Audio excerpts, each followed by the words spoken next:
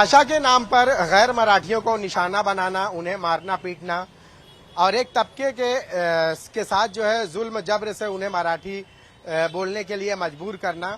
महाराष्ट्र में इस तरह की वारदातें हर 2 दिन पर सुनाई देती हैं और ये करने वाले कोई और नहीं बल्कि महाराष्ट्र नवनिर्माण सेना के गुंडे हैं।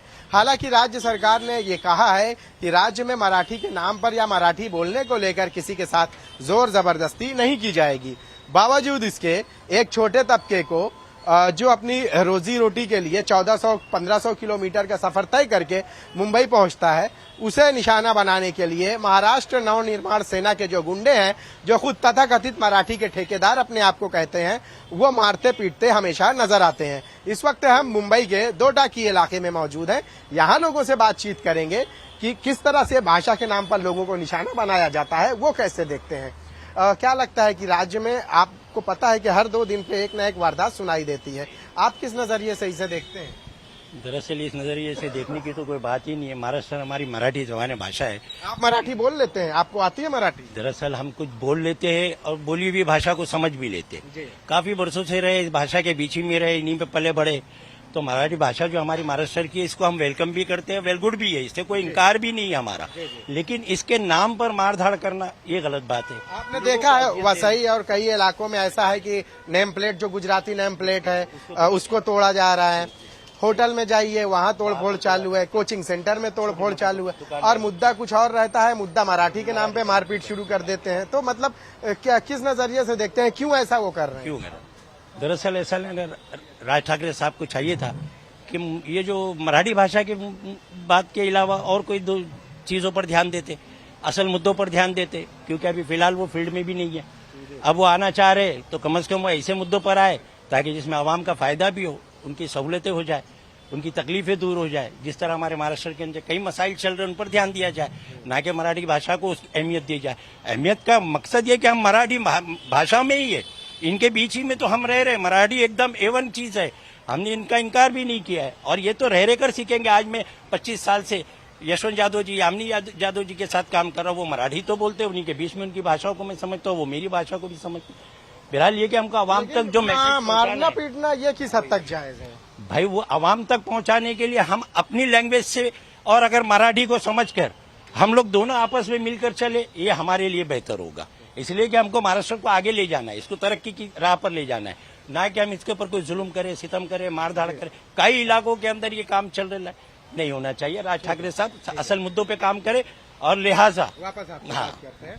आपको नहीं लगता है कि इन सब की आड़ में जो बुनियादी मसाइल हमारे हैं वो दरकिनार हो जाते हैं और भाषा के नाम पे जो नफरत का बीज बोया जा रहा है और मारा पीटा जा रहा है, वो सबके सामने दिख जाता है? बिल्कुल सही कहा आपने। जो बुनियादी सहूलियात है, हमारे जो भी प्रतिनिधि हैं, चाहे उद्धव ठाकरे के हो या शिवसेना के हो या किसी भी पार्टी के हो, वो लोग बुनियादी चीजों पे ध्यान नहीं दे रहे हैं। अभी हमारे इलाके में बहुत बड़े पैमाने पे लोगों ने उद्धव ठाकरे की पार्टी को वोट दिया, उनको जिताया भी, आमदार बनाया मनोज जामशुदकर को, लेकिन काम के मामले में बिल्कुल सिफर हैं ये लोग। और अब तो ऐसा शबी हो गया उद्धव ठाकरे का कि उद्धव ठाकरे का भी अब जनाजा निकलेगा बम्बई से आने वाले इलेक्शन में और नगर सेवक के इलेक्शन में, क्योंकि इन दोनों का मिलाप हो गया है। और दूसरी बात रहा राज ठाकरे का सवाल, तो राज ठाकरे के बारे में पहले भी कहा जा चुका है कि वो अपना पैर जमाने के लिए वापस इस तरह की हरकतें कर रहे हैं। जैसे मैं बार बार इससे पहले भी कह चुका हूं कि अगर उनके अंदर, उनके कार्यकर्ताओं के अंदर ताकत है, हिम्मत है, तो वो मुस्लिम इलाकों में आकर के देखें और अपना जलवा दिखाएं, तब उनको उनकी औकात मालूम पड़ेगी।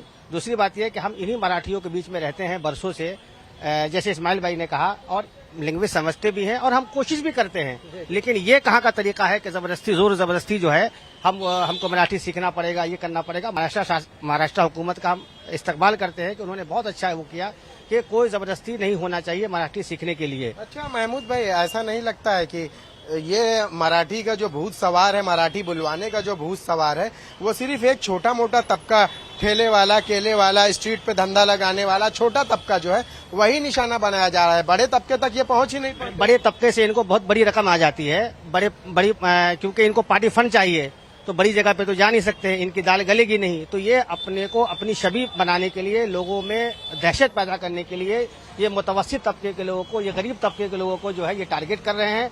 लेकिन ये इनकी भूल है। ये अगर कोई पार्टी आगे बढ़ती है तो मुतवस्सित तबके के समर्थन से ही आगे बढ़ती है, न कि बड़े लोगों के समर्थन से। बड़े लोग फंडिंग कर सकते हैं आपकी, लेकिन जमीन पे अगर आपको काम करना है तो आपके छोटे लोगों का आपको सपोर्ट बहुत जरूरी है। रहमान भाई, एक बात बताइए कि चुनाव है सलमान भाई, और चुनाव से पहले जो है इस तरह के जो है भाषा को लेकर माहौल बनाना, और वो भी एक वो तबका जिसको जो है रोजमर्रा की जो है कमाई है, रोज कुआं खोदता है, रोज पानी पीता है, उसको निशाना बनाना किस हद तक जाएगा? हाँ, ये तो जहाँ तक मैं समझता हूँ ये सिर्फ एक पॉलिटिक्स है और इलेक्शन के टाइम पे ही ये सब मुद्दे निकलते हैं। बाकी इलेक्शन के बाद माहौल खत्म। इलेक्शन के बाद पूरा माहौल खत्म हो जाता है। बाद में तो ऐसा हो जाता है कि भाई आओ तुम भी हमारा, यूपी भी हमारा, बिहार भी हमारा, सब हमारा। अब तो सिर्फ ये होता है कि इलेक्शन आता है तो भाई सबको मारना पीटना चालू कर देते हैं ताकि हमारा एक दबदबा दिखे कि हमको मराठी वोट मिले। पर जहाँ तक मैं समझता हूँ ना, इस बार जो वोट मिले और डूबी डुबाई पार्टी का वजूद भी पता चले कि हाँ जिंदा है, वही बताने जा रहा हूँ।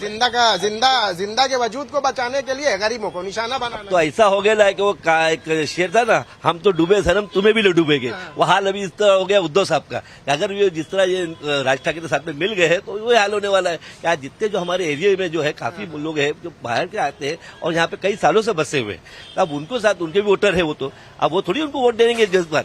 अब ये बार तो सोचे कि भाई तो हमको मार मार के भगाने जा रहे थे, हम क्यों तुमको वोट देंगे। इससे इस बार ऐसा हो जाएगा कि बार उद्धव साहब का भी वोट कट जाएगा इस वजह से। मतलब कि इनके साथ साथ जो है उनका भी वही हाल हो जाएगा। वही तो बता रहा ना भैया, हम तो डूबे सनम तुम्हें भी डूबेंगे। जबकि राज साहब का तो ना एक नगर सेवक है, ना एमएलए है, ना एमपी है। अब वो चाहते हैं कि भाई उद्धव साहब का भी वही हाल हो जाए कि तुम्हारा भी एक भी नहीं बचे। अच्छा, एक बात बताइए कि जिस तरह से जो निशाना बना रहे हैं और हर 2 दिन पे जो है एक वारदात सुनाई देती है, डोंबिवली की बात करें तो, विक्रोली की बात करें तो, कल्याण की बात करें तो, दूसरे अलग इलाकों के राज्य के नांदेड़ की बात करें तो, अच्छा जहां जहां निशाना बनाया गया वो सब छोटे छोटे तबका है। आपको नहीं लगता है कि इन इलाकों के, जिन इलाकों को लेकर नीतीश राणे ने कहा है यहाँ जाके बुलाएं, तो मतलब मेरा पूछना ये है आप लोगों से कि क्या ये इलाके खूंखार इलाकों की फहरिस्त में आते हैं क्या, कि यहाँ जाके बुलवाएं? तो अब ये तो वही बेहतर समझते हैं खूंखार इलाके में है कि नहीं है वो। अगर एक बार यहाँ पे भी आके बोल के दिखाए ना सबको कि भाई किस तरह बोला जाता है, भिंडी बाजार है, नागपाड़ा है, मोहम्मदी रोड है, वहाँ पे भी तो आके बोल के दिखाए, आके बोलो देखो, बुलवा के भी दिखाए, बुलवा के दिखाए कि आके कोई बोलता है कि यहाँ पर। पहली बात तो जिस तरह वो बोल रहे कान के बजाएंगे, यहाँ पर 10 कान के नीचे बजाएंगे, एक की नहीं 10 बजा के दिखाएंगे। उन्होंने कहा है हम गुंडे हैं, और उन्होंने अपनी खुद की मिसाल जो है, जब प्रोग्राम हुआ था तो उन्होंने कहा है हाँ हम गुंडे हैं और भाषा के लिए कुछ भी कर सकते हैं।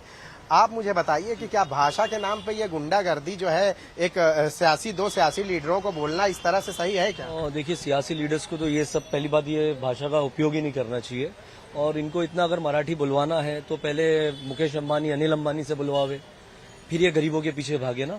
और जो नॉर्मल जो बम्बई में रहने वाले लोग हैं, मुंबई में, वो तो जो मोस्टली अगर आप प्यार से उनको बोलोगे तो सीख ही जाएंगे, समझ ही जाएंगे हर चीज। लेकिन मारना और तोड़ना ये तो कोई यानी बिल्कुल जायज नहीं है, यानी इसको कोई ये नहीं कह सकते कि भाई। अच्छा महमूद भाई, भाषा मराठी सीखने में आप लोगों को कोई दिक्कत है या नफरत है? बिल्कुल नहीं, मराठी भाषा हमारी भाषा है, महाराष्ट्र की भाषा है। अब हम उसके लिए क्लासेस भी शुरू करने जा रहे हैं बहुत जल्द, 2 महीने के बाद हमने सब तैयारी कर लिया है, और अपने लोगों को खुश उसलूबी के साथ जो है अपना मराठी सिखाने का काम करेंगे। और हमारे बहुत सारे लोग जो है मराठी सीख भी रहे हैं, समझ भी, जैसे इस्माइल भाई ने कहा कि हम मराठी के बीच में रहते हैं, मराठी भाषा बहुत सारी हमको आती भी है और बहुत सारी बातें हम समझते भी हैं, तो इस तरह जोर जबरदस्ती नहीं करना चाहिए। अच्छा रहमान भाई, कभी ऐसा नहीं लगता आपको कि मराठी नहीं आती तो आपको व्यवहार में, कारोबार में, बातचीत में किसी भी तरह की दिक्कतें पेश आती हैं? जहाँ तक अभी देखा जाए तो अपने एरिया में तो ऐसा हाल नहीं है, और जहाँ तक पहले भी ये सब नहीं था, ये अभी बस इलेक्शन के टाइम पे ये सब चालू होता है। बाकी इलेक्शन से पहले आप जाओ तो हिंदी में बोलो, मराठी में बोलो, कोई भाषा में बोलो, ऐसा कोई प्रॉब्लम नहीं आता। अब ये तो सोचिए ना कि अगर आप कोई दूसरे स्टेट में चले जाते हैं, जैसे राजस्थान में हो या कोई दूसरे स्टेट में जाते हो, कर्नाटक में, तो वहाँ तो कोई जबर से आपको मार मार के नहीं बोलता कि आप कर्नाटक भाषा में बात करो या केरला भाषा में बात करो, वो तो नहीं बोलता। खाली ये महाराष्ट्र में क्यों होता है, क्योंकि महाराष्ट्र में ये राज ठाकरे साहब है ना, वो हर बार कुछ ना कुछ दंगा फसाद करके लड़ाना चाहते हैं, कुछ ना कुछ मतलब शगुफा इलेक्शन से पहले छोड़। क्या लगता है कितनी कामयाबी मिलेगी मराठी वोटों के? जहाँ तक मैं समझता हूँ कामयाबी तो कुछ मिलने वाले नहीं है, जो बच्चा कुछ है वो भी खत्म चला जाएगा, मतलब पूरी के चक्कर में आधी से भी गए। महमूद भाई, किस हद तक कामयाबी मिलेगी इलेक्शन? मैंने पहले भी आपसे कहा है कि उद्धव ठाकरे साहब की पार्टी का जनाजा निकलने वाला है, खास तौर से साउथ मुंबई में। वो राज ठाकरे की वजह से, राज ठाकरे की वजह से इतने बड़े पैमाने पे मुसलमानों ने एकतरफा वोट किया, यहाँ के आमदार मनोज जामसुतकर जी को और सब लोगों को, काफी लोगों को जिताया हमारे जहाँ जहाँ मुस्लिम इलाका है। हारून खान साहब हमारे वहाँ से अंधेरी से हैं। तो अब इन लोगों का जनाजा निकलने वाला है, चूंकि इन लोग कुछ काम भी नहीं कर पा रहे हैं और इनकी जो छवि थी वो छवि बिल्कुल खराब हो चुकी है। मुसलमानों ने बहुत सालों के बाद उद्धव ठाकरे की पार्टी पे एतमाद किया था, भरोसा किया था, लेकिन वो भरोसा एतमाद खत्म हो गया है। आप क्या कहना चाहेंगे? बस मैं तो ये कहूँगा मेरे भाई, जिस तरह महमूद भाई ने अच्छे जवाब में लफ्जों में बात की, सलमान भाई ने भी इसके अच्छे लफ्जों में जवाब दिए। आप बताइए। एक भाई ने भी कहा, मेरा भी यही मसला है कि हम भाषा पे कम ध्यान दें, हमारे मसाइलों पर ज्यादा ध्यान दें। बुनियादी मसाइल के अंदर असल रहने वाले महाराष्ट्रियन तकलीफ में, जो ओरिजिनल महाराष्ट्र मी मुंबईकर के नाम से फेमस है, आज मुसलमान भी मी मुंबईकर के नाम से हम जाना जा रहे। तो मेरे भाई, हम ही लोग परेशान हैं। मैं समझता हूँ राज साहब को मैं एक पैगाम दे रहा हूँ कि यहाँ तक के मराठी लोग जो आप जिनकी बात कर रहे हैं वो भी परेशान है आपसे कि ये राज साहब ने कौन सा नया मुद्दा लेकर आ गए कि आज मराठी लोगों की भी जो मसले हैं उन पर ध्यान दीजिए। आज महाराष्ट्र के अंदर जिस तरीके से अंधेर नगरी राज चल रहा है, राज साहब आपकी एंट्री को स्वागत करते हैं, आपके हर बात को स्वागत करते हैं। आप इस बार सबसे ज्यादा पार्ट उसमें आए और अक्सरियत में आए, ज्यादा वो सीटें लेकर आए और प्लीज मेहरबानी इन भाषाओं को छोड़कर हमारे मुद्दों पर ध्यान दें, बुनियादी मसाइलों पर ध्यान दें। बेशक हमारे रास्तों पर जो मसाइल चल रहे हैं, हमारी जिंदगी के मसाइल इतने टेढ़े हो चुके कि इसको सुधारना मुश्किल हो गया है। इसके अंदर पार्टी वर्कर की हैसियत से एनजीओ बनाई जा रही है, मुसलमानों के साथ कई काम किए जा रहे हैं, इसमें सारे लोग हमारे साथ जुड़ने वाले वो तो मराठी है। ठीक है, बहुत बहुत शुक्रिया आप। हाँ बोलिए आप। देखो, मैं ये बोलना चाह रहा था शायद भाई, आज ये मराठी का मुद्दा लेके बैठ रहे हैं तो उसके बदले ये रास्तों में जो गड्ढे हो रहे हैं उनका मसला उठाइए ना। वो पार्लियामेंट में, असेंबली में वो उठाइए, उसके लिए बोलिए हॉस्पिटल जिसकी वजह से अक्सर हादसे होते रहते हैं। हाँ, हादसे दुनिया के होते हैं और जो हॉस्पिटलों के अंदर प्रॉब्लम होता है, हॉस्पिटल में जाओ दवा के लिए तो सही, जो म्यूनसिपल हॉस्पिटल में दवाई नहीं सही से मिल पाती है, उस मसले उठाओ। आज म्यूनसिपल स्कूलें दुनिया की बंद पड़ी है, वो मसले में तो आवाज उठाओ ना। वो छोड़ के तो मराठी भाषा में क्यों उठा रहे हैं? तो ऐसे तो जो स्कूलें बंद पड़ी तो उसको मराठी स्कूल चालू करा दो, तो कम से कम लोग सीख तो जाएंगे मराठी बहुत। आप सभी का बहुत बहुत शुक्रिया। तो आपने सुना यहाँ के लोगों की बातचीतें और लोगों ने क्या कहा है कि भाषा को लेकर और लोगों से जोर और जबरदस्ती से ज्यादा जरूरी ये है कि वो मुद्दे जो बुनियादी मसाइल हैं उन पर अगर बात की जाए तो हो सकता है कि एक बेहतर समाज बन सकता है जिसकी जरूरत है।